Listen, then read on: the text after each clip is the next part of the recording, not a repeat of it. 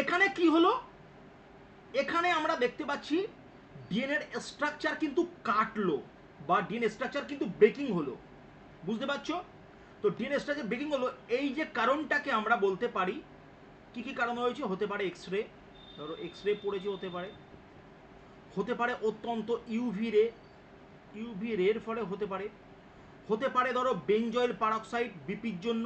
Benzoyl peroxide মানে কি, যারা মুখে যারা ফেসিয়াল বিভিন্ন ক্রিম ইউজ করে অত্যন্ত বেশি বা কম দামে, যে সমস্ত ফেসিয়াল ক্রিম ভালো কোনো কোম্পানির কোনো ফেসিয়াল কোনো ক্রিম নয়, ফেসিয়ালের যে ক্রিম সেই ক্রিমের ব্যবহারের ফলে হতে পারে, বা হতে পারে সিগারেট স্মোকিং, অত্যন্ত সিগারেট স্মোকিং। জাস্ট এখানে তুমি নামগুলোকে এখানে পুট করে দাও, এখানে কিন্তু তোমাকে কোনো ছবি আঁকতে হবে না, শুধু এটা একে তুমি নামগুলোকে পুট করে দাও। আর এই যে স্ট্রাকচার কাটলো, তার মানে এটাকে কি হলো, এটা হলো মনে রাখবে the change of DNA structure. এটা কি হলো বলো তো, ডিএনএ স্ট্রাকচারের পরিবর্তন। একে আমরা কি বলতে পারি, একে আমরা বলতে পারি it is a one kind of mutation. একে আমরা মিউটেশন কিন্তু বলতে পারি, যখন ডিএনএ এর নিউক্লিওটাইডের ব্রেকিং হচ্ছে। এই জায়গাটা আমাদেরকে খুব ভালো করে দেখতে হবে। কোনো অত্যন্ত সহজ যেটুকু আঁকলাম শুধু সেটুকু আঁকলাই কিন্তু তোমাদের হবে, জটিল ব্যাপারটার মধ্যে তোমাদের না থাকাই ভালো। এইবার দেখো, যারা স্যালটেশনের থিওরি বরাবর ডারউইনের কিন্তু বিপক্ষে ছিল, মনে করা হতো যে প্রজাতিগুলি বিস্তৃত দেখো যুগের পরিপ্রেক্ষিতে ধীরে ধীরে দেখো গুণাবলী সঞ্চয়ের মাধ্যমে বিবর্ধিত হয়েছে।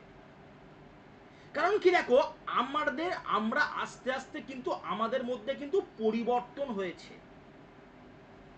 আমরা হিউম্যান ইভলিউশনে কি দেখেছি, মানুষ আস্তে আস্তে বিবর্তিত হয়েছে। সেই একদম লোয়ার প্যালোলিথিক পিরিয়ডের মানুষ আর বর্তমান টুডেস ম্যান বা মডার্ন ম্যান, বা আমি যদি বলি সেই Dryopithecus is the connecting link between ape and modern man, সেই ড্রাওপিথেকাস আর টুডেস ম্যানের মধ্যে পার্থক্য আছে না নেই বলো? যত টাইম গিয়েছে, যত দিন গিয়েছে, মানুষের মাথার সাইজ তত বেড়েছে, পশু সুলভ আচরণ আস্তে আস্তে কমেছে। এটা আমরা মোটামুটি হিউম্যান ইভলিউশনে আমরা এটা দেখব। কিন্তু বর্তমান যেটা আমাদের মিউটেশনের মধ্যে ডারউইনের যে তত্ত্ব, সে ডারউইনের তত্ত্বর কিন্তু মিউটেশন ডারউইন তত্ত্বকে ধরে রেখেছিল, কখনো বলবো না মিউটেশন অপোজ করেছিল, বাট ডারউইন, সে ভদ্রলোক ডারউইন, তিনি কিন্তু হচ্ছে যে মেন্ডেলের যে জিন তত্ত্ব তিনি জানতেন না, কারণ সেই সময় মেন্ডেল তার জিনের তত্ত্ব কিন্তু প্রকাশ করতে পারেনি বা সেই সময় করেনি।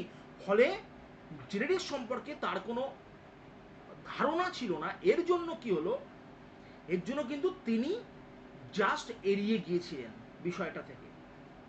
এটা আমরা সম্পূর্ণরূপে ডারউইনের কিন্তু যে মানে তোমরা যেন এটা সবসময়ের জন্য আমরা কখনোই বলবো না এটা ডারউইনের যে ব্যর্থতা, এটা কখনোই আমরা বলবো না, কারণ এটা কখনোই ডারউইনের কখনো ব্যর্থতা ছিল না। এটা আমার মনে হয়, ব্যক্তিগতভাবে মনে হয় এটা ডারউইনের ব্যর্থতা কখনোই ছিল না। কারণ যখন যেহেতু তিনি মেন্ডেলিজম বা মেন্ডেলের ধারণা বা জেনেটিক্স সম্পর্কে তার কোনো ধারণা বা তার কোনো জ্ঞান অবগত তিনি ছিলেন না, এটা কিন্তু তার কখনো আমরা বলবো না এটা তার তাকে নিয়ে সমালোচনা করা উচিত নয়। এবার দেখো, কোনো জীবের বৈচিত্র্য পরিবর্তনশীল পরিবেশে অভিযোজনের জন্য তার ক্ষেত্রে আরও ভালো কিন্তু যে সুযোগ বা অপরচুনিটি প্রদান করে। দেখো আচ্ছা, এবার দেখো, আপাত দৃষ্টিতে বিরোধী মিউটেশন তত্ত্বকে 20 শতকের প্রথম দিকে বিবর্তনীয় এবং জেনেটিক্স তত্ত্বের অগ্রগামী বলে তুলনা করে বা মানে তুলে ধরা হয়েছিল। মানে আলটিমেট যে প্রবলেমটা আমরা দেখেছিলাম, যত টাইমটা এগিয়েছে সেই প্রবলেমটা কিন্তু সলভ হয়ে গেছে। দেখো, প্রবলেমটা কিন্তু সলভ হয়ে গেছে। এবার তোমরা দেখো মিউটেশনের প্রকারভেদ। আমরা এখানে কি দেখবো, আমরা এখানে দেখবো মিসেন্স মিউটেশন। দেখো কি বলছি, এই ধরনের মিউটেশনে একটি ডিএনএ ক্ষার জোড়ের পরিবর্তনকে ইঙ্গিত করে, যার ফলে একটি জিন দ্বারা কিন্তু প্রোটিনে একটি অ্যামাইনো অ্যাসিড অন্যটির দ্বারা প্রতিস্থাপিত হয়।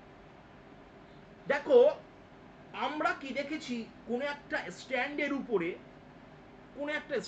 উপরে কি করছে, কোনো একটা স্ট্যান্ডের উপরে কিন্তু কার্বনের অ্যাটম আছে, নাম্বার আছে, কার্বনের অ্যাটম আছে। কার্বনের অ্যাটম থাকার জন্য তার উপরে বসে আছে কি কোনো একটা অ্যামাইনো অ্যাসিড বসে আছে। যখন অন্য একটি অ্যাসিড এসে এই অ্যাসিডকে রিপ্লেস করে সেই জায়গায় বসবে, দেন কিন্তু মিউটেশন হতে পারে। দেখো লেখা আছে, একে আমরা বলবো, দেখো লেখা আছে, ফলে একটি জিন দ্বারা যদি একটা প্রোটিনের একটি অ্যামাইনো অ্যাসিডের অন্যটির দ্বারা প্রতিস্থাপিত হয়, তাহলে সেক্ষেত্রে আমরা এটাকে বলবো হচ্ছে মিসেন্স। এক্ষেত্রে কিন্তু জিন, অর্থাৎ যেটাকে আমরা বলতে পারি the activating part of DNA, আমরা জিন কাকে বলবো বলো তো হোয়াট ইজ জিন? আগে বলো জিন কি, বলো তোমরা বলো হোয়াট ইজ জিন। এটা এটা এটা হচ্ছে 2 নম্বর পেজ, বুঝতে পেরেছো? আচ্ছা বলো হোয়াট ইজ জিন, বলো জিন কি। আমি যদি বলি জিন কি, অনেকেই কিন্তু জানে না, অনেকে শুধু মানে জিন তো অনেকে ধরো জানে যে it is the Messenger of তোমার বা হেরিডিটি বা জেনেটিক্স, এরকম কিন্তু ব্যাপার। এইভাবে কিন্তু ব্যাখ্যা করলে হবে না, কারণ জিন কি, আমরা ক্রোমোজোম, ডিএনএ এবং জিনের মধ্যে সম্পর্ক দেখব। জিন মনে রাখবে the activating part of DNA, মনে রাখবে the activating part of DNA, তোমরা লেখো the activating part of DNA which gives activating part of DNA, লেখো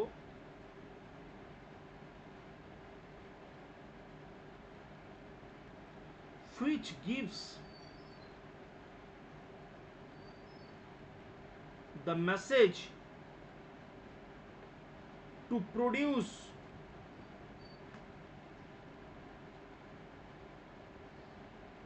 protein বা পেপটাইড। দেখো লেখা আছে কি, the activating part of DNA which gives the message to produce protein বা পেপটাইড, একে আমরা বলবো জিন। এক কথায় ডিএনএর যে সক্রিয় অংশ, এখানে কার দ্বারা প্রতিস্থাপিত হলো মনে রাখবে, এখানে জিন দ্বারা যদি প্রতিস্থাপিত হয় আমরা এটাকে বলবো মিসসেন্স মিউটেশন। এবার আসবো আমরা ননসেন্স মিউটেশন। দেখো লেখা আছে, ননসেন্স মিউটেশন হচ্ছে একটি ডিএনএ ক্ষারজোড়ের পরিবর্তন, একই ডিএনএ ক্ষারজোড়েরই পরিবর্তন, সেক্ষেত্রে একটি অ্যামাইনো অ্যাসিড অন্যটির পরিবর্তে প্রতিস্থাপিত হয়। দেখো ডিএনএ সিকোয়েন্স বা ক্রোমের যে পরিবর্তন ঘটে, এটা কি হচ্ছে, জিন দ্বারা প্রতিস্থাপিত হচ্ছে। এখানে এটা কি হচ্ছে, এটা হচ্ছে অ্যামাইনো অ্যাসিড দ্বারা প্রতিস্থাপিত হচ্ছে, এটাকে আমরা কি বলবো, ননসেন্স মিউটেশন। এবার দেখো সাইলেন্ট মিউটেশন কি, এমন কিছু মিউটেশনের অস্তিত্ব কিন্তু দেখতে পাওয়া যায় যেখানে প্রোটিনের মধ্যে অ্যামাইনো অ্যাসিড ক্রোমকে প্রভাবিত না করে ডিএনএ ক্ষারজোড়ের পরিবর্তন হয়, মানে ডিরেক্ট কিন্তু ডিএনএ ক্ষারজোড়ের পরিবর্তন হচ্ছে, অ্যামাইনো অ্যাসিডের কোনো পরিবর্তন করার সঙ্গে ইয়া কোনো রকম ভাবে যুক্ত না। এর জন্য কি একে বলছে সাইলেন্ট, নাকি চুপি চুপি। ব্যাপারটা কি, একজন বসে আছে, তার বসে থাকা অবস্থায় তার চেয়ারকে আমরা সরিয়ে নিচ্ছি, সে নিজেও বুঝতে পারছে না, একে আমরা বলবো সাইলেন্ট মিউটেশন। কারণ ওটা অ্যামাইনো অ্যাসিড বসে আছে কার উপরে, কার্বনের উপরেই তো, ইয়েস অর নো বলো। তো এখানে কি বলছে, এখানে বলছে দেখো লেখা আছে, অ্যামাইনো অ্যাসিডের ক্রমকে প্রভাবিত না করে যখন ডিএনএ ক্ষারজোড়ের পরিবর্তন হয়, একে আমরা বলবো সাইলেন্ট মিউটেশন। বুঝতে পেরেছো? এবার দেখো লেখা আছে, দেখো ডিলিশন। দেখো ডিলিশন মানে কিছুই না, কোনো একটা অংশ ডিএনএ কোনো একটা অংশ কেটে ডিলিট হয়ে যাওয়া, কেটে আছে না, কেটে ডিলিট হয়ে গেছে, এটাকে আমরা বলতে পারি ডিলিশন। দেখো লেখা আছে ডুপ্লিকেশন মানে কি, ডুপ্লিকেশন মানে হচ্ছে দ্বৈতকরণ। মনে রাখবে, আমি একটা ছবিটা আঁকি, মনে করো সাপোজ, মনে করো আমি একটা উদাহরণ দিলাম, মনে করো এই হচ্ছে একটা ডিএনএ সিকোয়েন্স, এই ডিএনএ সিকোয়েন্সকে দেখে ঠিক একদম একই রকমের কিন্তু একটা ডিএনএ সিকোয়েন্স মনে করো সাপোজ তৈরি হলো, একে আমরা কি বলবো, একে আমরা বলবো কিন্তু কপি, কপি করলো, এটাকে আমরা বলবো রেপ্লিকেশন, বা আমরা এটাকে কি বলবো, প্রতিলিপিকরণ বা কপিং। এটা আমাদের মাথার মধ্যে ধরে রাখতে হবে। ডুপ্লিকেশন মানে কি, একটাকে দেখে আরেকটা তৈরি হচ্ছে। পরিষ্কার? খুব ইম্পর্টেন্ট। দেখো লেখা আছে, কোনো ডিএনএ প্রতিলিপি গঠনের সময় একটি অংশ থেকে দেখো যেতে পারে এবং যার মধ্যে অস্বাভাবিকতা এক বা একাধিক প্রতিলিপি কিন্তু গঠন হতে পারে, একে আমরা বলবো ডুপ্লিকেশন। হয়েছে? ফ্রেম শিফট, ফ্রেম শিফট, পুরো ফ্রেমটা ধরে বাদ হয়ে যাচ্ছে। দেখো লেখা আছে যখন কোনো ডিএনএ ক্ষারজলের সংযুক্তকরণ বা অপসারণের প্রক্রিয়ার মাধ্যমে, দেখো লেখা আছে জিনের কাঠামো বা ফ্রেমের পরিবর্তন হয়, পুরো ফ্রেমটার পরিবর্তন হচ্ছে। বাট ফ্রেমের উপরে তো প্রত্যেকটা কার্বন বসানো আছে, পুরো ফ্রেমটারই পরিবর্তন হচ্ছে। এর জন্য আমরা এটাকে কি বলতে পারি? Frame shift mutation.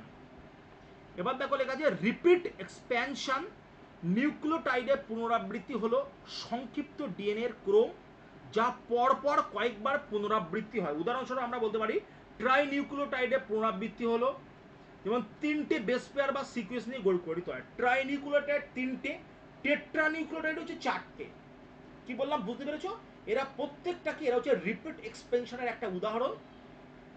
এটাও কিন্তু সম্পূর্ণ করছে মিউটেশনের মধ্যে। তাহলে বলো আজকে যে নোটটা আমরা দেখলাম মিউটেশন সম্পর্কে, একদম সহজ এবং ছোট্ট এবং সরল নোট। এবং তোমাদের আমি একটা কথা অবশ্যই বলবো যে মিউটেশন নোটটা তোমরা দেখেছো পেপার ওয়ানের মধ্যে তিনটে নামে কিন্তু আলাদা আলাদাভাবে নোটটা আসতে পারে। রাইটে শর্ট নোট অন ব্রিসের theory, write what is mutation, the types of mutation and write in details. দেখো লেখা আছে ISWBCS। তোমরা কি করবে, তোমরা মিউটেশনের মধ্যে এই যদি WBCS যদি 15 মার্কসে যদি কোয়েশ্চেন আসে, 15 মার্কসে শুনে রেখে দাও, মিউটেশনে যদি WBCS ধরো মিউটেশন যদি 15 মার্কের কোশ্চেন আছে, শুনে রেখে দাও, যদি 15 মার্কে যদি কোশ্চেন আছে WBCS এ, তাহলে কিন্তু এই ডায়াগ্রামটা কিন্তু দেবে তোমাকে, দুটো ডায়াগ্রাম দেবে। এই ডায়াগ্রামটা দেবে, শুনে রাখো, মানে ডায়াগ্রাম তো না, এটা ফ্লো চার্ট। আর এটা দেবে, এটা তোমাদের নোটে অলরেডি আছে। আর যদি 10 মার্কের আছে, ধরো যদি 10 মার্কসের কোশ্চেন আছে, দুটো ডায়াগ্রাম দেওয়ার কোনো প্রয়োজন নেই, যে কোনো একটা ডায়াগ্রাম দিলে হবে। এই ডায়াগ্রামটা দিলেও হবে, সেকেন্ড ডায়াগ্রামটা দিলেও হবে। অনলি 10 মার্কসের জন্য অ্যাপ্লিকেবল মনে রাখবে, আর 15 মার্কসের জন্য বোথ কিন্তু ডায়াগ্রাম অ্যাপ্লিকেবল হবে। পরিষ্কার হয়েছে না হয়নি বলো? আমাদের কিন্তু মোটামুটি একটা ক্লিয়ার ধারণা আমাদেরকে রাখতে হবে। হয়েছে? চলো